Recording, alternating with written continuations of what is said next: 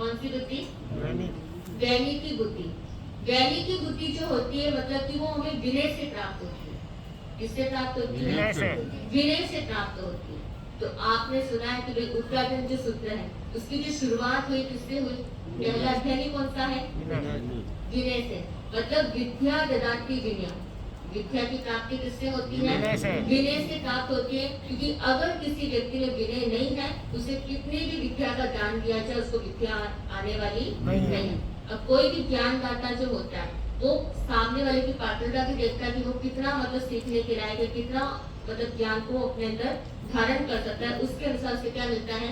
ज्ञान मिलता है। तो जो ज्ञानदाता वो अपने हिसाब से सबको बराबर रूप में क्या देता है?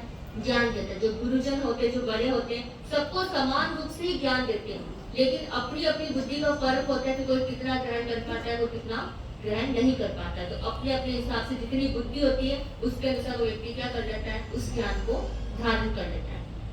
तो इसमें भी दो तरह के जैसे लोग होते हैं, एक होता है विनीत और एक होता है अविनीत शिष्य। विनीत जो शिष्य होता है हो सकता है कि अभी उसको ज्ञान नहीं चढ़ रहा, लेकिन जब वो गुरुजनों का सम्मान करता है, ज्ञान की आराधना करता है, ज्ञान को मतलब समझने का प्रयास करता है और ज्ञान का अपमान नहीं करता है, तो धीरे धीरे करके उसको क्या चढ़ जाता है? ज्ञान चढ़ना शुरू हो जाता है। और अविनीत शिष्य हो सकता है कि पिछले जन्म के कर्मों की वजह से उसको ज्ञान की आराधना उससे हो जाती है, लेकिन गुरु का अपमान करने से, ज्ञान की अवहेलना करने से उसका जो ज्ञान है वो धीरे धीरे क्या हो जाता है? कम हो जाता है। अब वो चाहे तो भी उसको ज्ञान अर्जित नहीं हो सकता। क्यों नहीं हो सकता? क्योंकि विनय की कमी होने की वजह से। इसीलिए कहते हैं कि जब भी हमें कुछ सीखना करना हो तो हमेशा कैसे रहना? विनय रखना। तो हम लोग क्या सोचते हैं कि जब भी मतलब साधु संतों के पास भी जाते करते तो सोचते हैं कि हमको सब कुछ आता है और सामने वाले को कुछ भी नहीं आता। होता है नहीं होता है? कितनी बार ऐसा होता है कि बहुत सारे श्रावक शर्मा जैसे बहुत मतलब अच्छे शास्त्रों के ज्ञाता वगैरह होते होंगे, तो वो सोचते हैं कि उनको आता है सब कुछ और साधु संतों को कुछ नहीं आ रहा, तो उनको कुछ भी नहीं मानते साधु संतों को। कहते हैं ना कि साधु संत होते हैं छोटे तो भी बड़े कहलाते हैं। क्यों कहलाते हैं? कुछ तो कारण होगा। पद होता है, मतलब उसकी गरिमा तो होती कि अगर साधु संत कोई बने तो उसकी पद की कोई तो गरिमा होती, तो उसका सम्मान करना तो क्या होता है? जरूरी होता है। लेकिन हम सोचते कि बस हमको सब कुछ आ गया, तो फिर गुरु भी क्या सोचते हैं कि भाई जब इसको सब कुछ पहले से आता है तो फिर सिखाना है। सही बात है ना? जब उसको कुछ भी सिखाने लगता है तो क्या बोलता है? भाई मुझे तो पहले से आता है, आप तो कुछ और सुनाओ, कुछ और सिखाओ। तो फिर वो सोचते कि चलो ठीक है, इसको सब कुछ आता है, तो वो कहते हैं कि भाई तू सिखा दे मुझे। सही बात है कि नहीं? ये चीजें होती है। तो उत्तराखंड सूत्र के अंदर गाथा आती है, इंगिया कार्य संपन्न से विनीति उच्चय। ये गाथा किसका मतलब कि विनीत शिष्य जो होता है वो निर्देशों का पालन करता है गुरु की। गुरु ने ऐसा कहा, गुरु ने कहा दिन तो दिन, गुरु ने कहा रात तो रात, मतलब उसके लिए भले दिन है लेकिन गुरु ने कह दिया रात है तो मतलब क्या है? रात है। और रात है तो गुरु ने कहा दिन तो दिन, मतलब उस तरह से गुरु ने जैसा कह दिया उस चीज को क्या कर लेता? वो एक्सेप्ट कर लेता, भले वो चीज सामने दिख रही हो या नहीं दिख रही हो। तो अब आप लोग कहोगे कि इसमें क्या होता है? मतलब तो अंधा विश्वास कर दे, लेकिन कहते हैं ना जब गुरु साथ में हो तो अंधा विश्वास भी क्या होता है? आराम से चल जाता है। गुरु ने कहा कुएं के अंदर कूद जा, तो व्यक्ति कुएं में भी कूद जाए तब भी उसको कुछ भी होने वाला नहीं। पीछे कौन है? गुरु है। सही बात है कि नहीं? इसीलिए कहते हैं कि जीवन में गुरु का होना क्या है? बहुत ज्यादा जरूरी है। लेकिन गुरु भी हमें तभी मिलते हैं जब हमारे जीवन में क्या हो? विनय के भाव। तो गुरु से अगर हमें सीखना है, समझने का प्रयास करना है, तो सबसे पहले अपने आप को खाली करके ले आना।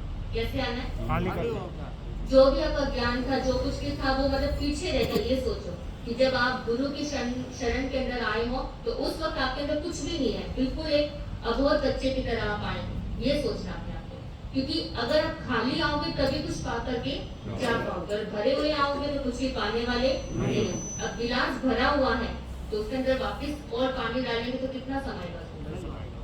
कितना समय पाएगा? चलक जाएगा, क्योंकि वो पानी जो पहले भरा हुआ वो तो क्या हो जाएगा? छलक के बाहर आ जाएगा और दूसरा पानी उसके अंदर समाने वाला नहीं है। तो गिलास खाली गिलास की तरह आना, ताकि गुरु क्या कर सके? उसके अंदर ज्ञान की बरसात कर सके।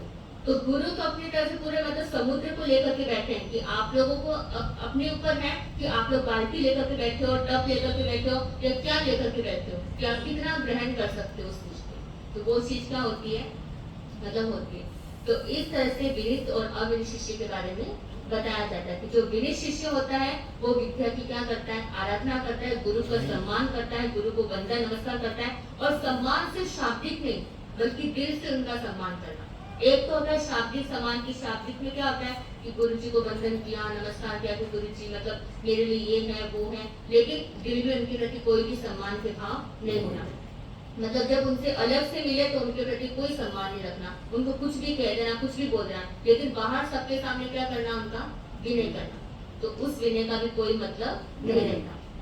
और कोई ऐसा व्यक्ति होता है जो मतलब हंसी मजाक में मतलब गुरु से इस तरह से बात कर लेता है, लेकिन दिल में उनके प्रति क्या रहता है, सम्मान के भाव रहता है। तो मतलब हमारी मंशा को बहुत फर्क पड़ता है कि हम किस इंटेंशन से कोई भी चीज क्या कर रहे हैं, किस इंटेंशन से कर रहे हैं, किस भाव से कर रहे हैं, तो उसका क्या रहता है, बहुत ज्यादा फर्क रहता है। अब आपने देखा विनय के अंदर गंधर्व गौतम स्वामी, कितना विनय था उनके अंदर, मतलब उनको 14 पुरों का ज्ञान था, तो उनको विनय की आवश्यकता नहीं थी एक तरह से देखा जाए, लेकिन फिर भी क्या करते थे, वो क्या करते थे, भगवान महावीर स्वामी का विनय करते थे।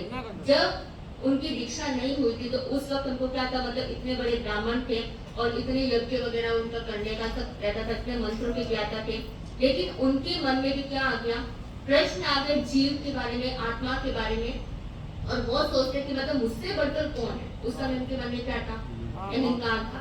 और ये जानने के लिए वो कहाँ पर पहुंचे, भगवान महावीर स्वामी के सामने पहुंचे। तो भगवान महावीर स्वामी ने दूर से देखकर के क्या बुलाया, आओ इंद्रवती गौतम, इंद्रवती गौतम बुलाया।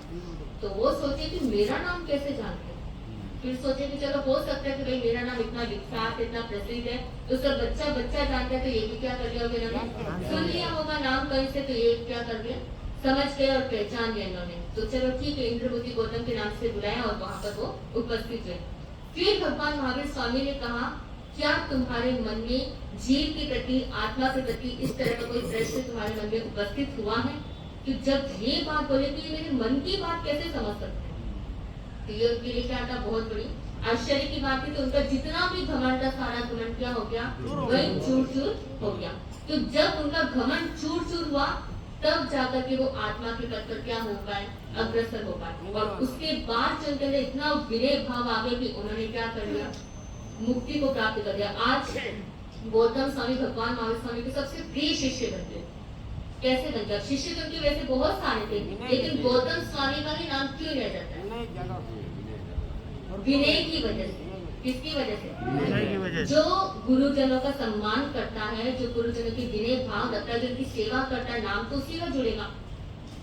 सही बात है कि नहीं, क्योंकि गुरु भी फिर उन्हीं को बार बार बोलते हैं। क्यों बोलते हैं, क्योंकि वो उनसे जुड़ा हुआ, उनके प्रति इतना आत्मिक भाव रखता है, इतनी सेवा करता है, इतना ध्यान रखता है, इतना सब कुछ करता है, तो गुरु के मुंह पे तो उसी का नाम आने वाला है। तो और ये सब देकर के दूसरे जो होते हैं, गुरु भ्राता होते हैं, वो सब क्या करने लगते हैं, ईर्ष्या करने लगते हैं कि गुरु जो है, जो बड़े जो है, वो उन्हीं का नाम क्यों लेते। जैसे गोशालक के मन में आता था कि गौतम स्वामी का ही नाम क्यों लेते, भाई हम भी तो इनके शिष्य हैं, लेकिन हमारा नाम तो कभी नहीं लेते। जब भी कोई भी बात होती, किसी भी प्रश्न का समाधान करते थे, तो किसका नाम आता था, कि हे गौतम, समय मात्र का भी प्रमाण मत करो, समयम गोइमम माँ कमान। तो ये सब बातें क्यों होती, क्यों हर बार वो गौतम स्वामी को कहते, क्योंकि वो हमेशा प्रश्न भी कौन पूछते थे, कई बाकी शिष्यों को तो ये था नहीं कि हम भी प्रश्न पूछ ले, हम भी किसी शंका का समाधान कर ले, लेकिन गौतम स्वामी क्या करते थे, हर समस्या का समाधान निकालने के लिए उससे क्या करते थे, भले उनको वो ज्ञान हो,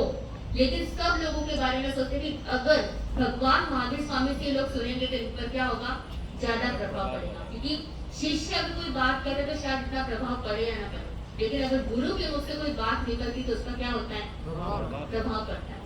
तो उस चीज का क्या रहता है, पर प्रत्येक साधु संतों के मुंह से कोई बात सुनी जाती है, और एक मतलब जनरली किसी के मुंह से बात सुनी जाए तो उसका कोई को मतलब फर्क पड़ता है हर एक चीज का। क्योंकि अब जैसे अगर आप प्रवचन देने जाओ तो शायद लोग क्या करेंगे, मत सुनाओ, और साधु संतों को नहीं टोक सकते क्योंकि साधु संतों को तो काम ही है प्रवचन देना।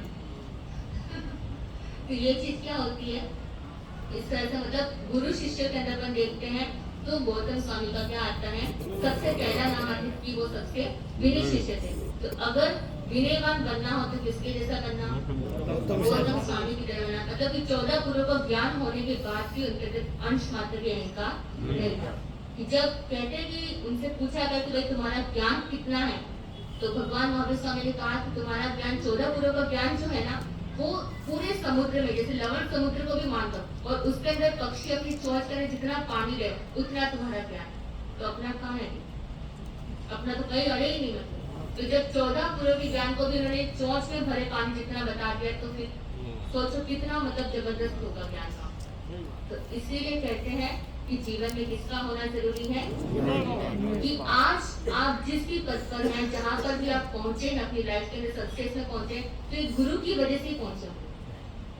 कल वो आपका मतलब टीचर होगा, स्कूल में पढ़ाते होंगे, या गुरुजन साधु संत होंगे, या माता पिता, क्योंकि माता पिता सबसे पहले क्या होती है, हमारी पाठशाला होती है। तो उन्हीं से हमें क्या मिलता है, सीखने को सब कुछ मिलता है। तो कहीं ना कहीं आज जिस भी पोस्ट पर हो, तो हम किसकी वजह से हैं, गुरु की वजह से।